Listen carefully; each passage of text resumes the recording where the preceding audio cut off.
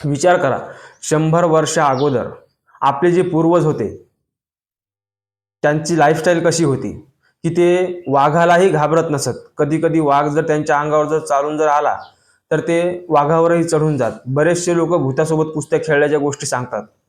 म्हणजे याचा अर्थ भूताचं भीती असतानाही कुणी भीत नव्हतं. काय जे त्यांच्या बॅक स्टोरीज असतील त्याच्या. परंतु आज रोज हे बघा, काही तुम्हाला स्क्रीनशॉट दाखवतो. अर्थातच यामध्ये कोणाचंही नाव लिहिलेलं नसतं, त्याच्यामुळे कोणी जर या व्हॉट्सअप नंबरवरती मला मेसेज करत असेल तर ते पूर्णपणे प्रायव्हेट आहे, हे तुम्ही लक्षात ठेवावे. तर या ठिकाणी यांचं काय म्हणणं आहे, तुम्ही जे 2-3 दिवसा अगोदर व्हिडिओ बनवला होता की त्याच्यामध्ये ज्या मुलाची बोलण्यामध्ये असं तू तू तू तू तू असं जे तोत्रेपणा आला होता, तो त्याच्या मास्टरबेशनमुळे आला होता का?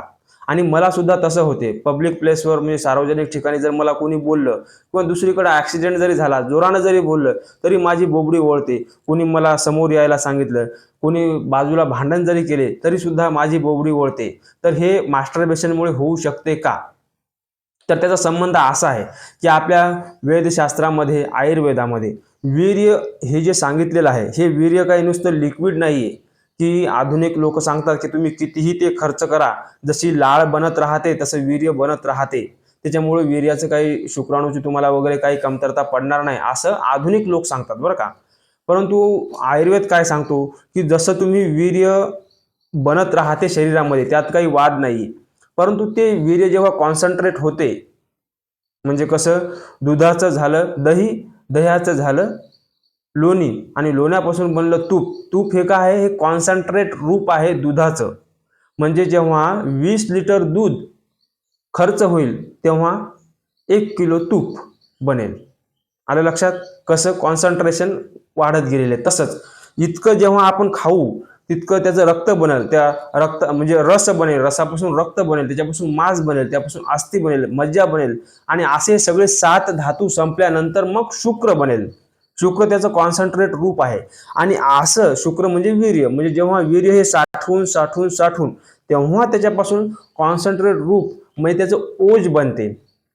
ते ओज, ओज म्हणजे तेज, म्हणजे तप.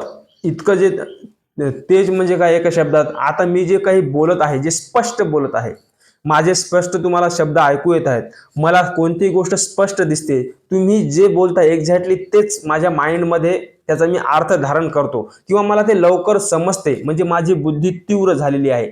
एखादं येणारं संकट अगोदरच मला कळतं, मी भविष्यातलं बघू शकतो की ही गोष्ट केल्यानंतर असं होईल. ही जे ज्ञान आहे हे ओज आहे. म्हणजे हे आपलं कुठेही स्खलन होऊ देत नाही. किंवा मी एखादी कला योग्यरित्या शिकत आहे, योग्य प्रकारे लोकांना कन्सल्टिंग करत आहे. म्हणजे जिथे जिथे भगवंत म्हणतात गीतेमध्ये की जिथे जिथे काहीतरी तेज, तप, काहीतरी वेगळेपणा आणि चांगली गोष्ट दिसत असेल, ते माझं रूप समज, म्हणजे भगवंताचं, म्हणजेच ते ब्रह्मचर्याचं, म्हणजे तेज, तप, संयमाचं रूप समज. त्याच्यामुळं हे जे काही तुम्ही एक्स्ट्रा ऑर्डिनरी लोकांपेक्षा कराल त्याला म्हटलेलं आहे की ओज. जसे की ते छत्रपती शिवाजी महाराजांमध्ये, महाराणा प्रतापामध्ये, हनुमानजीमध्ये, भीष्माचार्यामध्ये, हे जे काही जे लोक ब्रह्मचारी राहिले, म्हणजे त्यांनी ब्रह्मचारी लाईफस्टाईलचं पालन केलेलं आहे, त्या लोकांमध्ये ते ओज दिसून येते. आणि ते आजकालच्या तरुणांमध्ये राहिले नाही. त्यामुळे त्यांचं मन इतकं कमजोर झालेलं आहे, छोट्या छोट्या गोष्टीबद्दल ते डिप्रेशनमध्ये जातात, आत्महत्या करतात, दारू पितात, व्यसन करतात, याला दुसऱ्याला मारतात, मार खातात, स्वतःचा काही नुकसान करून जातात. हे सर्व काही असंयमित जीवनशैलीचा परिणाम आहे. आता त्यावरती उत्तर काय, आम्ही ब्रह्मचारी लाईफस्टाईल कशी फॉलो करावी, कशी पालन करावी, तेच तुम्हाला सांगत आहे. की ज्याच्या आयुष्यामध्ये काहीही ध्येय नाही, रिकामा बसलेला आहे, ध्येयासाठी काम करायची काही त्यांना गरजच नाही, असे लोक रिकामा बसल्या बसल्या त्यांची जी इथे असलेली एनर्जी ती त्यांची म्हणजे त्या पोटाच्या खाली म्हणजे लिंगाच्या जवळ जाते. आणि मग लिंगाचा म्हणजे त्या वीर्याचा स्वभाव, पाण्याचा स्वभाव, एनर्जीचा, पैशाचा स्वभाव काय आहे, ते अशी वर नेणे हे आपलं कर्तव्य आहे. परंतु जेव्हा तुम्ही कॉन्सन्ट्रेट नसता, कसल्याही प्रकारचे ध्येय नसते, हे असं वर जाणारी एनर्जी अशी खाली जाते. आणि ती खाली जाते, मग ती मास्टरबेशनमध्ये जाते, रागामध्ये जाते, क्रोधामध्ये जाते, चिंतेमध्ये जाते, किंवा कुठे तुम्ही संभोग, जिथे कुठे पैसे देऊन संभोग भेटाल तुम्ही तिथे जाते. मग आता याचं उत्तर सगळ्यात सोपं काय आहे की टार्गेट घेणे. आयुष्यामध्ये माझं टार्गेट काय आहे, तर त्या टार्गेटसाठी तुम्हाला सकाळी टार्गेट, जास्त छोटं मोठं टार्गेट नका घेऊ की मी एखादं 2 BHKचं घर बांधल, अमुक करल टमुक करल. त्याच्यापेक्षा काय आहे, असं काही मोठं टार्गेट घ्यायचं जसं की संपूर्ण देशाचा मी पंतप्रधान होणार.